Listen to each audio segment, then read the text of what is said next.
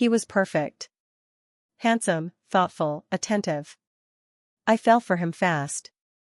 But then, he started noticing things I hadn't even said out loud. Like he was reading my mind. Or my messages. I met Adam in the most ordinary way. Grocery store line, of all places. I was picking up almond milk and some frozen dinners on a Thursday night, tired after a long shift. He was behind me in line, holding flowers and a bottle of wine. I don't even remember the exact words he said, but it was something simple, maybe a joke about the self-checkout line being a better therapist than his last one. He was charming. Not in a flashy, overconfident way, more like the quiet kind who looks you in the eyes when he talks. Clean-shaven, dark hair, good posture. Confident without trying. He had that soft charisma. The kind that makes you want to keep talking just to stay in his company. He asked for my number as we were walking out, and I gave it to him without hesitation. That should have been the first red flag, if I'm being honest. I don't usually do that. I'm not impulsive. I've had enough of that, the late-night texts, the ghosting, the guys who want to see where it goes but never really take you anywhere. But Adam felt different. Not reckless, not too eager, just right. Our first date was 2 nights later. He took me to this little wine bar downtown I'd never even noticed, though I drive past it all the time. He'd made a reservation. Held the door. Wore a pressed button-down shirt and asked me real questions, about work, about my last trip, about the book I'd mentioned offhand in a text. It was all so easy. I didn't have to explain myself, or perform, or guess what he was thinking. He listened. And when he spoke, it felt like he'd already been listening for a long time. That night, when he walked me to my car, he didn't try anything. Just smiled and said, "I'd really like to see you again." And I believed him. Adam became a part of my life faster than I expected, but never in a way that felt forced. He didn't push for sleepovers or try to claim space in my apartment. He brought me little things, coffee before work, flowers just because, my favorite brand of oat cookies after I'd mentioned them once in passing. He remembered everything. Every little thing. And not in the creepy way, not at first. It just seemed thoughtful. He noticed when I was tired, when I was tense, when I was hungry. If I got home late and forgot to eat, he'd already ordered takeout to my apartment. Not asking what I wanted, he just knew. Thai on Mondays. Pasta on Thursdays. Always vegetarian. No mushrooms. When I joked about how he knew me better than I knew myself, he just smiled and said, "I pay attention." After 2 months, he met my friends. They loved him. Of course they did. He brought wine, complimented my best friend's art, asked sincere questions about her latest gallery showing. He helped clean up, even stayed late to walk one of the girls to her car. "He's a unicorn," my friend Amanda whispered to me later. "Do not screw this up." I laughed. But a small part of me felt off. Not enough to name. Just something too polished. Like a beautiful house where all the books on the shelves are arranged by color, but none of them are ever read. But that was just me, I thought. Baggage from exes. Projection. The result of dating too many guys who couldn't be bothered to text back or who joked too loud in public just to seem funny. Adam wasn't like that. He made me feel safe. I didn't know, then, how easily safety can be faked. It started small. One night, I was venting over text with a coworker about a client who'd made a mess of a report I had to fix. I didn't say anything out loud, just tapped it all out on my phone while Adam was in the kitchen. When he came back with tea, he looked at me and said, "I hate that they don't appreciate how much you carry at that place." I froze. Did I say that out loud? He laughed. "No, but I know you. And I saw your face. You always bite your lip when you're mad." I didn't think much of it at the time. I even smiled. It felt sweet, that he knew me so well, that he was tuned in. Like we had some kind of unspoken connection. It happened again a few days later. I'd been planning to skip a work happy hour. I hadn't told him, just made the decision while brushing my teeth that morning.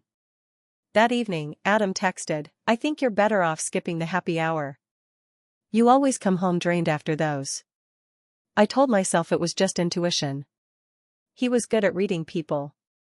Empathetic. But then, it happened again. And again. Always subtle. Always wrapped in kindness. One time, I was looking at a short trip for the weekend, something quiet upstate. I didn't tell him. Hadn't even bookmarked anything yet. But that same night, he brought over a brochure for a cabin in the exact area I was looking at and said, "Thought you might want to get away." That one stayed with me. I laughed it off, teased him for psychic boyfriend powers, but inside I was unnerved. What if it wasn't intuition? What if he was watching? I started testing him. It sounds ridiculous now, but back then, I needed to believe I wasn't imagining things. That I wasn't losing it. So I started keeping things to myself. No texts. No calls. No little sighs of frustration in front of him. Just thoughts.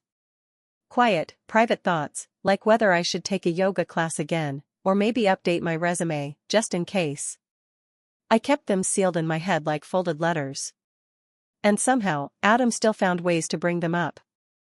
One night, we were walking back from dinner, and out of nowhere he said, "I saw a flyer for a yoga place near your apartment. Thought you might like it, you seem like you've been missing something grounding lately." That word, grounding, was the exact word I'd used in my head that morning while brushing my teeth. The next week, I was quietly browsing jobs on my work computer, not seriously, just window shopping. I didn't click anything. Just scrolled through listings. HR roles, project management stuff. I didn't save any of them. That night, Adam brought over takeout again. Halfway through dinner, he said, "I hope you know you're too talented to stay stuck at that place. If you ever wanted to explore new jobs, I'd support that." Fully. I looked up from my noodles, and he smiled at me so gently, like he was saying something kind. Something loving. But my heart was thudding. Because I hadn't told a soul. I didn't confront him. Not then. Instead, I found myself doing strange things. Whispering texts out loud before I sent them, just to see if he'd react later. Leaving my phone in another room when I needed to think. Writing in notebooks again, pen and paper, like some kind of Cold War spy. I stopped posting on social media. Stopped sharing memes with friends.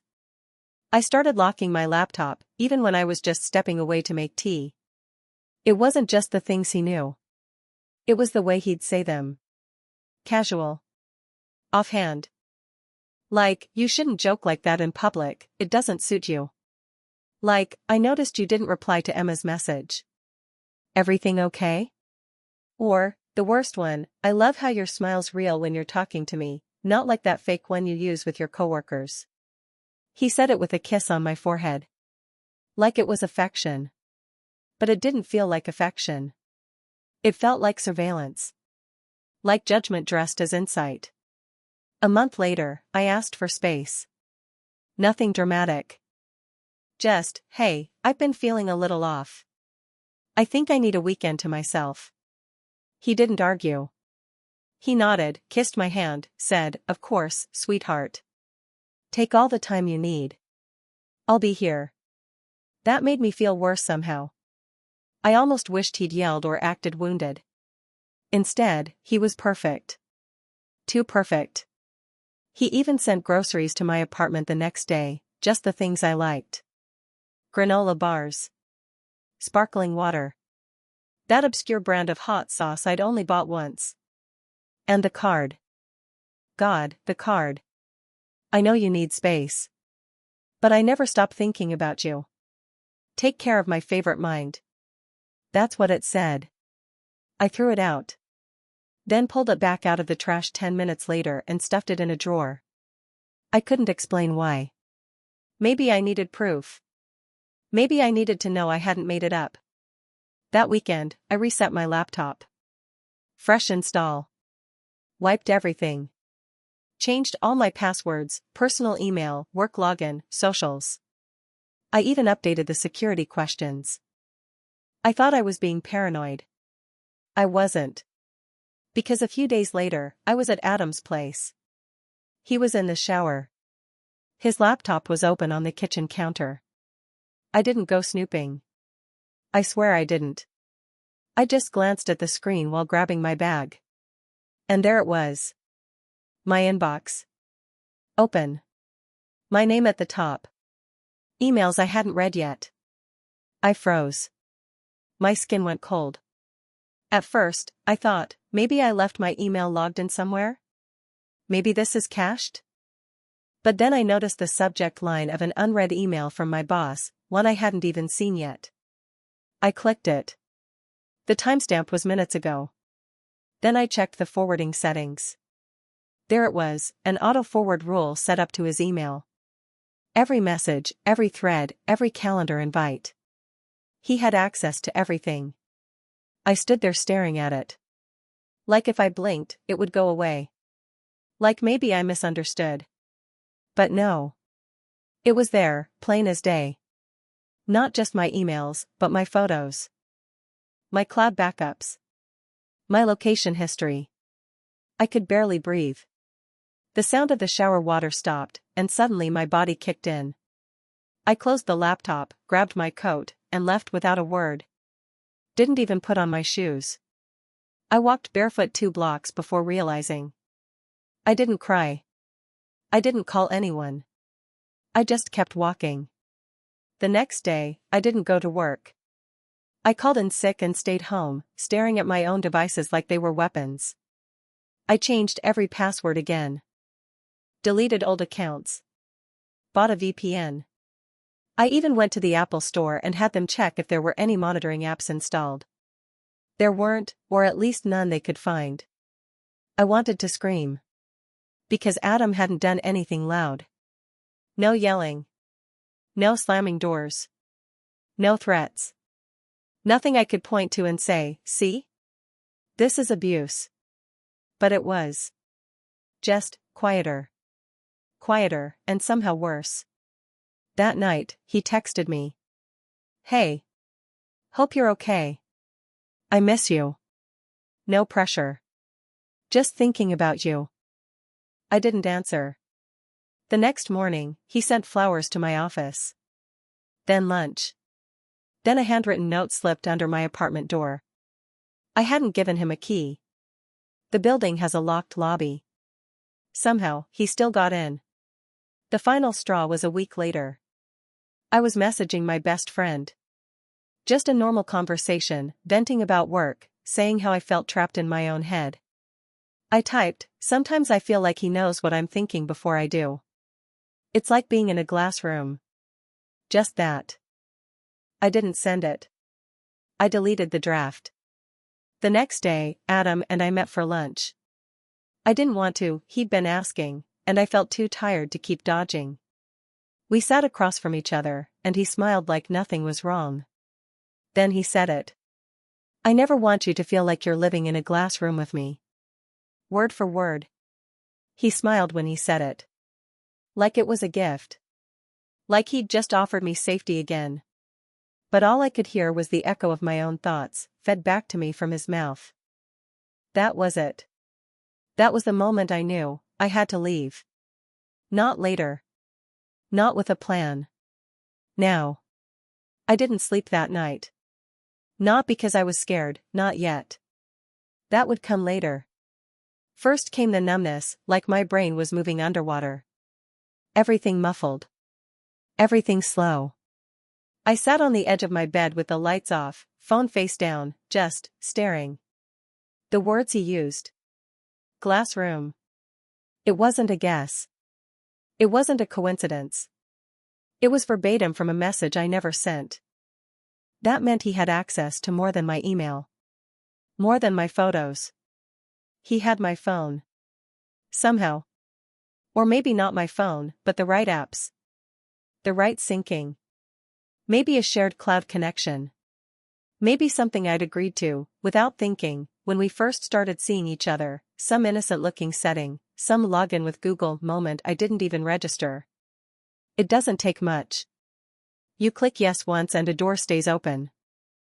The kind of door you don't even know exists, until someone walks through it, smiling.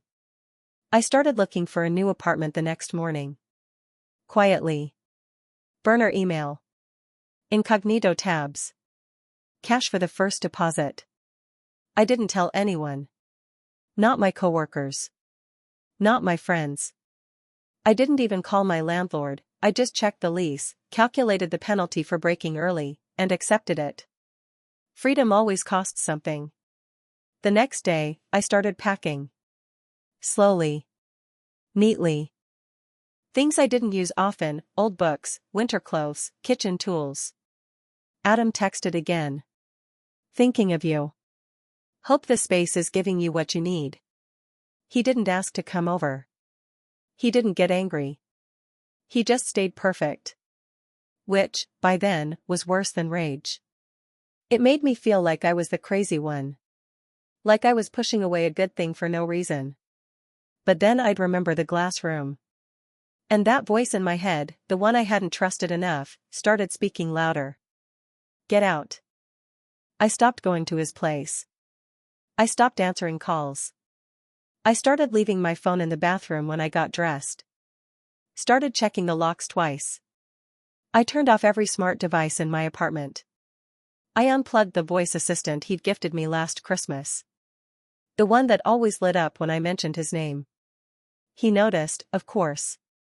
One night he texted, "Hope you're not overthinking things. You know how your anxiety gets when you're tired." I hadn't told him I was tired. I hadn't told anyone. That's when the fear began to grow roots. I had the new place lined up within a week. Nothing fancy, just a studio on the other side of the city. Month-to-month lease. No elevator, no smart thermostats, no intercoms. Just keys. And quiet. I arranged the move for a Thursday morning. Midweek, when the building would be mostly empty. The moving truck came at 9 o'clock. I was out by noon. I left no note. No goodbye. I didn't even take my usual route to work the next day. I drove an extra 30 minutes just to shake the feeling that someone was watching. Because by then, I knew what was really happening. This wasn't love. It never had been. It was curation. Obsession. A kind of performance so flawless, I hadn't realized it was an act until the curtain twitched. And behind it? Control. Quiet. Patient. Absolute. The new apartment was colder, smaller, less convenient. But I slept better the first night than I had in months. No texts. No packages. No flowers on the doorstep. I thought maybe I'd done it. Escaped, clean. Then the email came. No subject line. Just one sentence. You don't have to hide from me. I know where you are. I didn't scream. I didn't cry. I just sat at the kitchen table and stared at the screen. The coffee in my mug went cold. My hands were steady. He'd never raised a hand to me. Never yelled. Never cursed. He didn't need to. He just needed access. And I'd given it to him every time I said yes, every time I shared a password, every time I left my phone unlocked on the couch while I went to the bathroom. Love makes you generous. Control makes you careful. I was learning the difference, too late, but not too late to leave. I didn't reply to the email. I deleted it. Then deleted the account. I went dark. Started paying cash. Stopped using rideshare apps. Borrowed a friend's tablet when I needed internet access. I cut off everything that could trace me: no location services, no synced calendars, no autofill logins. And then I changed my number. That's when the real silence began. No messages. No pings. No cards or gifts. And I started to hope. Maybe I'd been a temporary obsession. Maybe I was replaceable. Maybe his attention had moved on. Maybe that was all he ever wanted: attention. Then came the final straw. 3 weeks later, I got a new job offer. Something small but better, better pay, better hours, better people. I messaged Amanda, my best friend, just one line. He'd never believe I actually made the jump. She replied with a gif of someone popping champagne. I smiled. That night, I went for a walk. When I got back, there was a box outside my apartment door. No label. No return address. Inside, a bottle of champagne. And a note. I always believed in you. Even when you didn't. That's when I knew. This wasn't going to stop. Not until I ran. Not just moved. Not just hid. I packed the next day. Not slowly. Not thoughtfully. Just essentials, clothes, passport, laptop, cash. I didn't think about what I left behind. The books. The plants. The furniture I'd put together myself in that too small living room. It didn't matter. He knew where I lived. Not just the building, the unit. The hallway. The door. I stared at that bottle of champagne on the counter, still unopened, and thought about how long it had been sitting out there before I found it. How long he must have watched. Waited. Known. I dumped it down the sink. I didn't call Amanda. Didn't tell her. I'd been careful not to involve anyone, and I had to keep it that way. I started looking for short-term rentals under fake names. Burner accounts. I found a place 2 hours away, a rundown guest house behind an old farm, rented out by a woman in her 60s who barely looked up from her newspaper when I arrived. That was exactly what I wanted. She handed me the keys without asking for ID. The guest house was small. No Wi-Fi. No TV. A sagging twin bed and a kitchenette with an old coil-top stove.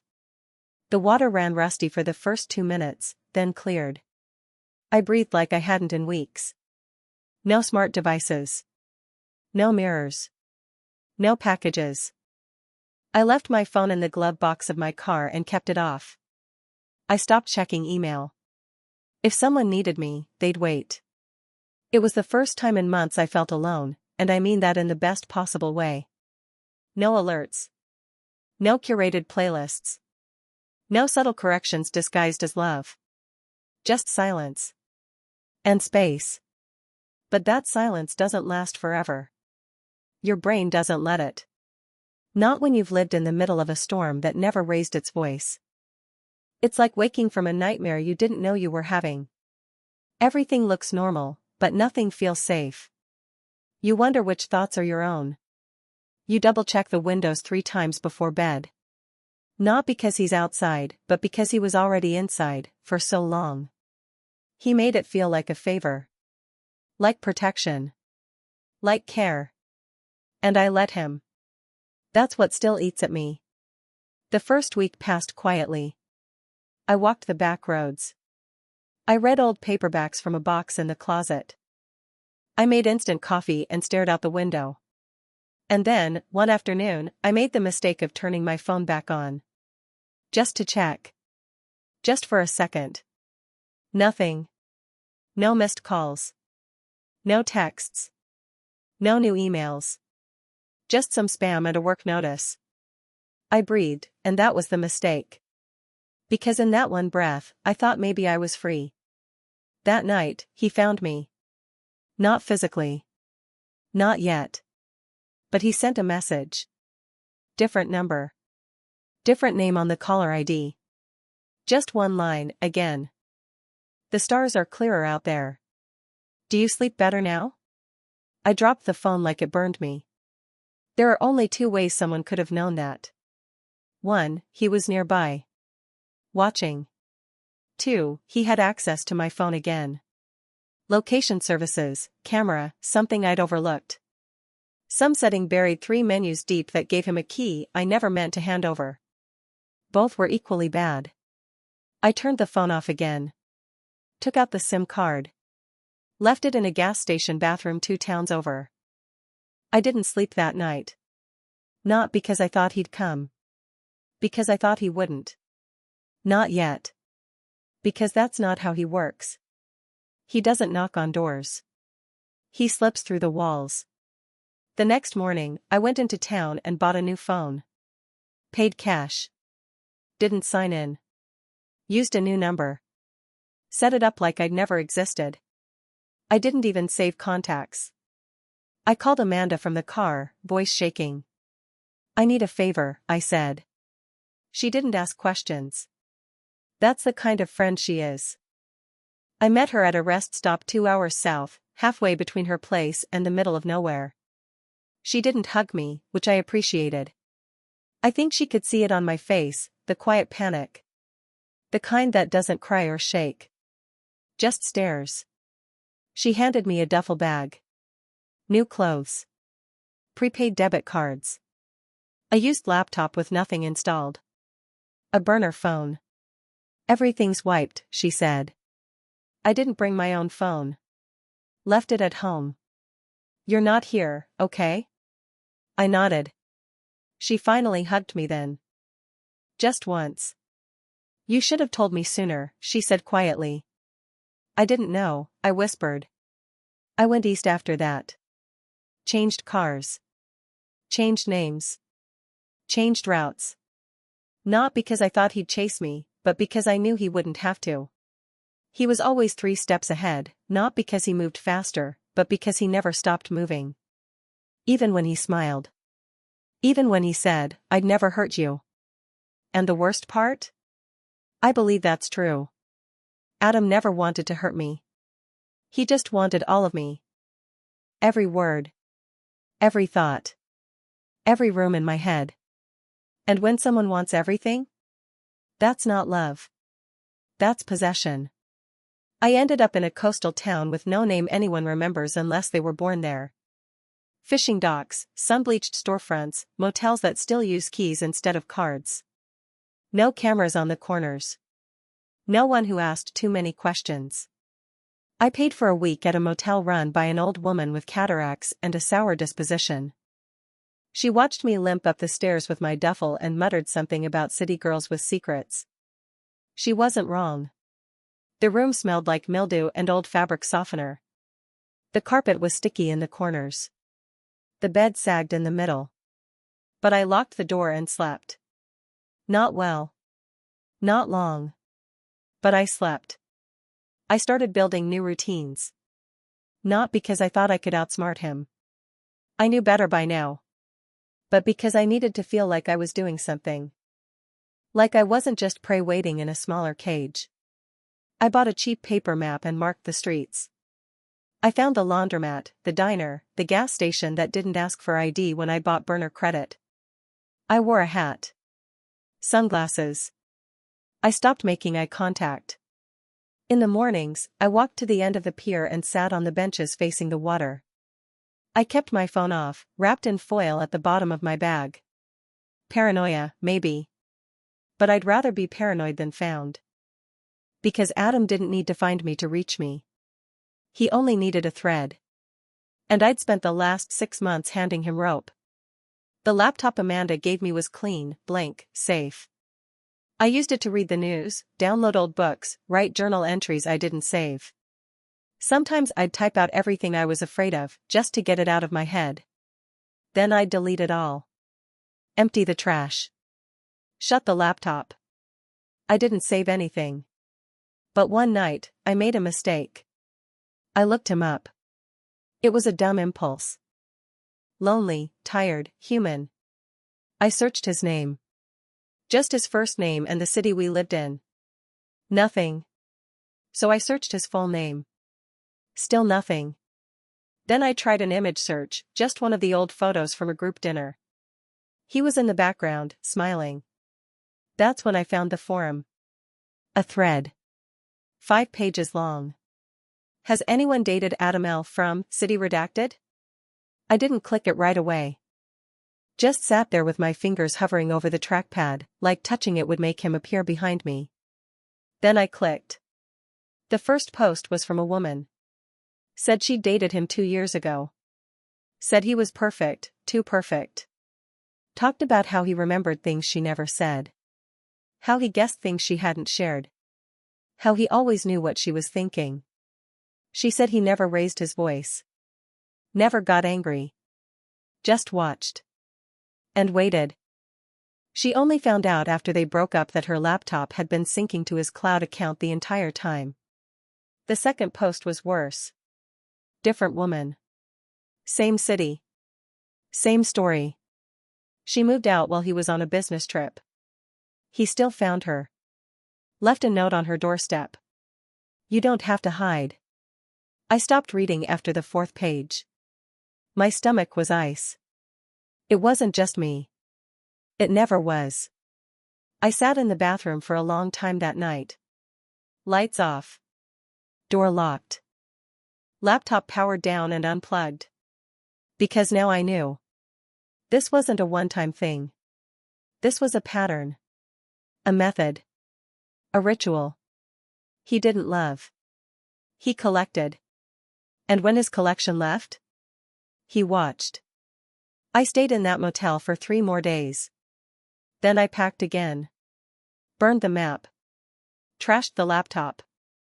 Bought new clothes from a thrift store across town. I was disappearing in pieces.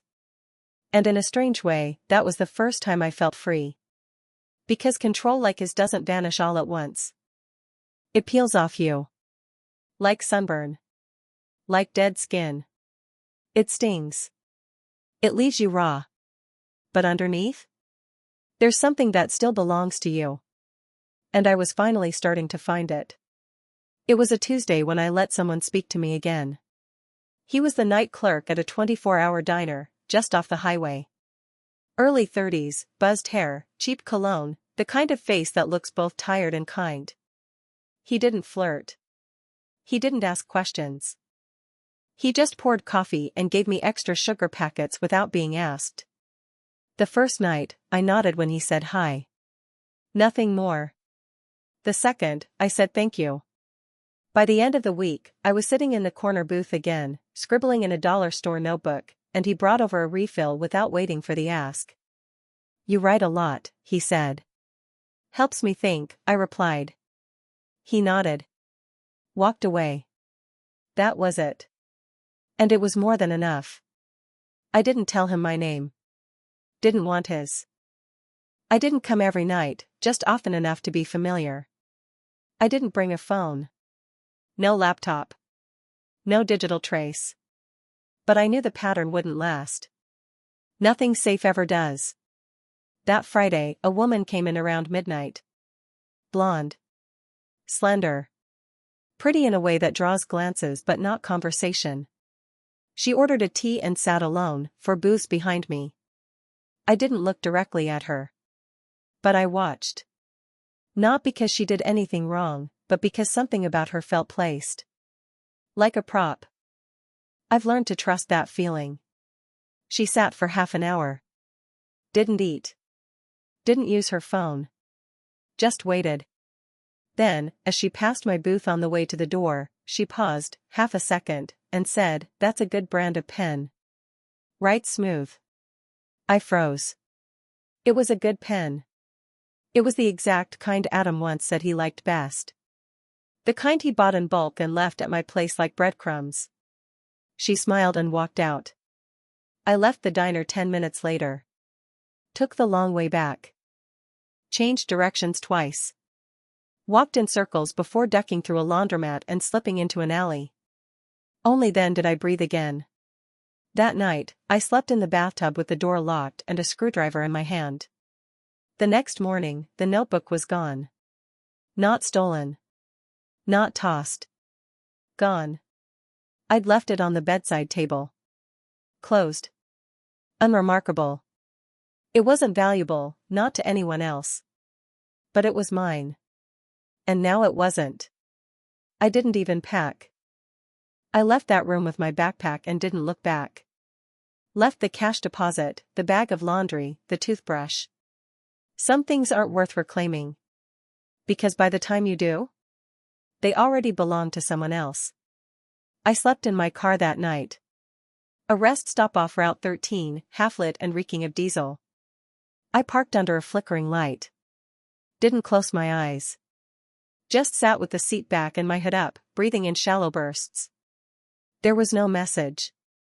No package. No champagne bottle or typed card. Just silence. The kind of silence that follows a presence, not an absence. I don't know what Adam wants anymore. Maybe he never wanted anything. Maybe the attention was the end goal. The control. The act of knowing. Maybe he didn't need to hold me. Maybe it was always enough just to know he could. And that's the part one can't explain to anyone who hasn't lived it. He never yelled. Never threatened. Never laid a hand on me. He was kind. That's what makes it worse. You don't see the bars when they're painted gold. I stopped using names after that. Every time I checked into a motel, I used a fake ID I'd bought online. Paid cash. Never stayed longer than 3 days. Kept the key in my shoe.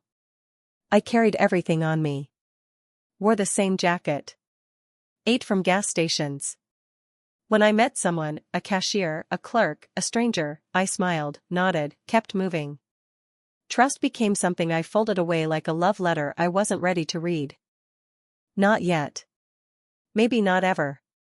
But even shadows get tired. Even fear wears thin. And somewhere between town number 4 and whatever came after it, I started thinking dangerous thoughts. Maybe he's done. Maybe I'm not interesting anymore. Maybe he found someone else. I almost laughed at that last one. Because that's what he always did, found people.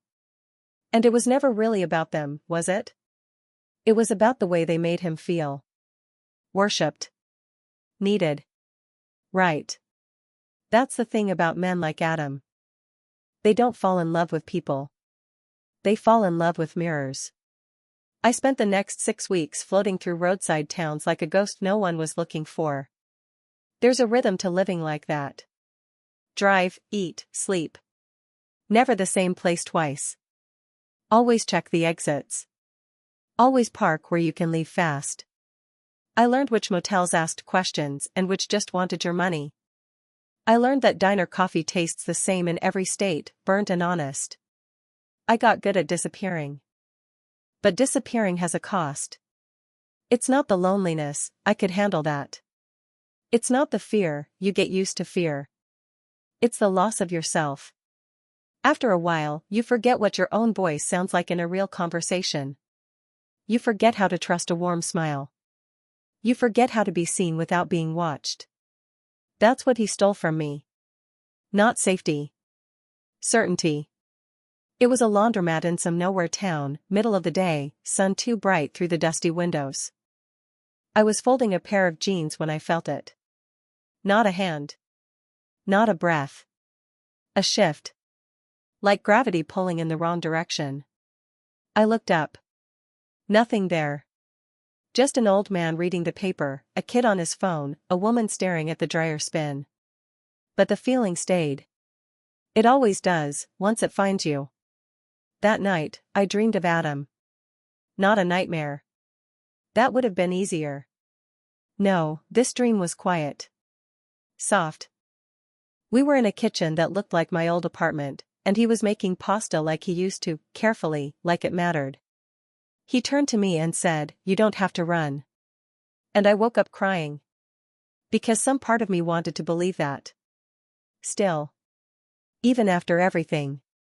That's how deep it goes. Control isn't a leash you feel pulling. It's a hand on your back, guiding. Until one day you stop choosing your direction at all. The next town had a library with internet access.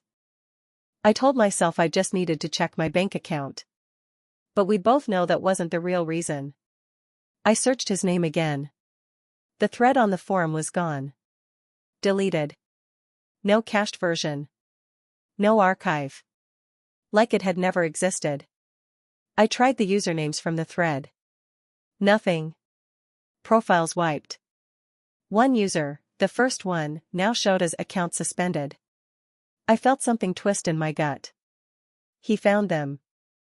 Maybe not physically. But he knew. And he erased the evidence, like always. Quietly. Completely. Not through brute force, but influence. Pressure. Charm. Maybe even kindness. That was always his favorite weapon. I left the library and walked the long way back to my motel. Checked every corner. Didn't go in right away. Circled the block twice. The lights were still off inside. Good sign. Then I opened the door and saw it. On the bed. A single object. My old notebook. The one that vanished 6 towns ago. The pages had been recreased. Like someone had flipped through them slowly. Carefully. Like they'd read every word. I didn't touch it. Didn't scream. Just stood there. And smiled. Because this time I was ready. You don't escape men like Adam by running forever. You escape them by making them trip. And he just left footprints. I didn't leave the notebook on the bed. I didn't burn it either. I placed it in the mini fridge under the instant oatmeal packets and the half-drunk bottle of water. Then I sat on the bed, not touching the sheets, and listened. The silence felt different now. Not like absence. More like an audience. That night, I opened the notebook. Not to read it. I already knew what it said, it was mine. I didn't write things I couldn't remember. No, I opened it to see what was missing. And that's how I knew for sure. There were notes that weren't mine. Small things. Barely noticeable. A word added here. A sentence underlined that I never thought twice about. A date circled in pencil. A date that hadn't happened yet. Thursday. 5:17 p.m. That was tomorrow. That was a message. I didn't sleep that night. I sat up with my back against the wall, hoodie pulled tight, the motel chair wedged under the doorknob. No sound. No sign. But I wasn't afraid anymore. Because now I knew he was watching. And that meant he wanted to be seen. The next morning, I walked into town. Bought a burner camera from a pawn shop. Disposable. Flash only. Then I bought a hoodie from the discount rack and walked the block near the motel 3 times, looking for shadows. He didn't show himself. But I saw the car. A black sedan. Windows tinted darker than legal. Parked at the far end of the lot, not where guests park. The kind of spot you choose when you want a clear line of sight to the entrance. I walked past it once. License plate was new. Temporary. I didn't slow down. Just walked to the gas station, sat at a booth with a cup of watery coffee, and waited. Watched the reflection in the glass door. Watched the car. Watched the stillness. At 5:15 p.m., I went back to my room. Left the door unlocked. Turned off the lights. Sat on the floor with the camera on my lap and the notebook open beside me. 5:16, 5:17. Nothing. Then a knock. Not loud. Just 2 taps. Deliberate. Familiar. I didn't move. Another knock. Then the door creaked open. I didn't look up. I just said, I thought you'd make more noise. Nothing. I stood, slowly. Turned on the flash. Took the picture. The flash blinded the room for half a second. By the time I could see again, the hallway was empty. Just like that. Gone. But not gone, really. Men like Adam don't leave. They wait. They linger. They record. I left the motel 20 minutes later. Tossed the notebook in a dumpster 3 towns over. Mailed the camera to Amanda with a note. Keep this. If anything happens, this is your proof. It wasn't a clear shot. But the outline was unmistakable. The posture. The build. The jacket he used to keep hanging behind my door. And the face, just a glimpse, but enough. Enough for someone else to finally see him. This time, I didn't hide. I drove straight to a police station in a town I'd never lived in. Asked to speak to someone. Showed them what I had. They weren't interested in restraining orders, not until I had more. Not until he stepped inside. But they let me file a report. Gave me a case number. A name on paper. It's a start. That's how you start beating men like Adam. Not with screams. With records. Dates. Faces. Patterns. You use the same things they do: information, patience, silence. And you turn it back on them. I don't know what Thursday was supposed to be. Maybe he thought I'd run. Maybe he hoped I'd open the door smiling, forget everything, fall back into the version of me he loved. But I wasn't her anymore. That version of me died the moment I realized love isn't supposed to feel like surveillance. I disappeared for good after that. Not in the physical sense, I still existed in rooms, walked on sidewalks, paid in cash like everyone else. But I disappeared from him. No traceable devices. No credit cards. No routines. I stayed moving. Changed my hair. My voice. The way I smiled at strangers. I didn't leave breadcrumbs. I didn't feel like myself anymore, but at least I felt safe. And for a while, that was enough. Then, one night, almost 3 months later, I got lazy. I was staying in a basement room someone's cousin rented to me under the table. Cash only. One lamp. No curtains. I hadn't heard from him since that motel door creaked open. No sign.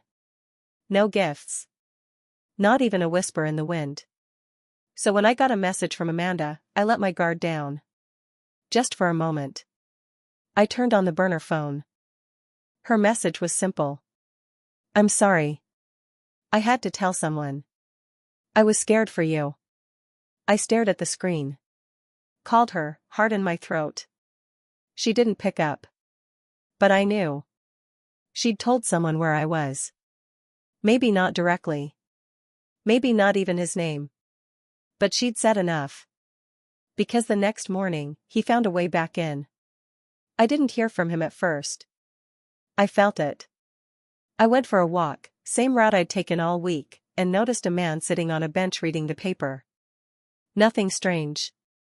Except it was the same man I saw 2 days ago at the grocery store. And again outside the library. Different clothes. Same watch. Same posture. He never looked at me. But he didn't need to. Just being there was enough. That was the message. I can find you again. Whenever I want. I moved that night. Left everything behind, again. Didn't contact Amanda. Didn't yell. Didn't blame. She meant well. They always do. That's how men like Adam survive, not by brute force, but by being the person everyone wants to believe. The one who would never do something like that. I started writing again. Not in a notebook. Not in a document. But on scraps. Receipts. Napkins. Anything I could toss after. I wrote down everything I remembered, not just what he did, but what he said. The patterns. The way he framed everything. You're so lucky to have someone who understands you. I only check in because I care so much. I don't get mad like your ex did, I just want you to be better. Always calm. Always gentle. Always right. That's how he made you feel small, not by shrinking you, but by standing too tall. By knowing too much. The final moment came quiet as always. I was staying in a low-rent studio above a mechanic's garage. It had one window, one bed, and no working oven. I'd just finished showering when the new burner phone buzzed. No caller ID. Just a message. You once told Amanda this was the first place that felt like home. I'm happy for you. That was it. The sentence. The one sentence that cracked the shell all over again. Because I had said that. The night before. In a text to Amanda. One message, one friend, one small moment of vulnerability. And now he knew. Still. Still watching. Still reading. Still inside. I left without drying my hair.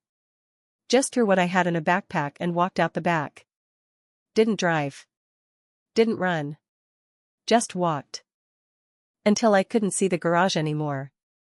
Until I couldn't smell the oil and rust. Until the sky started to darken. And for the first time in months, I spoke out loud. Not to anyone. Just to myself. 3 words. I'm done running. Not brave. Not triumphant. Just tired. And clear.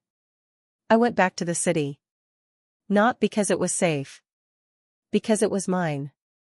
I didn't go back to my old apartment, or my old haunts, or any place I used to feel known. I went back as a stranger. Picked a new street. Rented a room above a cafe run by a woman who never asked for a story. Paid her in cash and cleaned my own sheets. This time, I didn't hide. This time, I watched him. I filed the second police report a week later. Then the third. Small things. Legally bland. Unsexy. But together, they built a shape. The camera photo. The motel guest logs. The burner phones traced back to repeat IPs. A digital trail, one he never thought I'd follow. Men like Adam count on their silence. But I'd learned to speak in his language. Paperwork. Evidence. Details. All the things he used to wrap around me like silk. Now I was cutting it loose. Strand by strand. I never saw him again. Not in person. But that's not the kind of closure you get with men like Adam. They don't rage. They don't chase you down in a parking lot.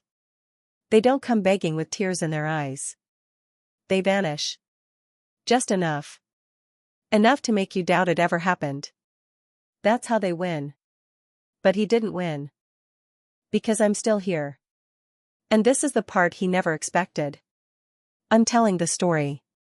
A few weeks ago, I opened a new message from an account I didn't recognize. No name. No subject. Just a sentence. You always had the most thoughtful inner life. That's what broke the last piece. Not fear. Not panic. Just disgust. The slow, bitter kind. The kind that comes when you finally see someone for what they are, not a ghost, not a genius, not a romantic. Just a man. A man so afraid of being unimportant that he mistook obsession for love. I didn't reply. I didn't delete it, either. I printed it. Tacked it to the wall. Let it sit there like a bug in a glass jar. Because when you stop running, you stop feeding the thing that chased you. You turn the lights on. You hold up the mirror. And it can't look back. This isn't a happy ending. Not really. I still triple lock my door at night. I still flinch when someone remembers too much. But I wake up in my own bed. I breathe with both lungs. And I think for myself. That's enough. That's everything. So if you're reading this, and you feel like you're being watched, studied, gently steered, trust the part of you that knows. The part he tried to make you second guess. Don't wait for yelling or bruises. Control wears cologne. It opens doors. It never raises its voice. But it never leaves you alone. Until you say, enough.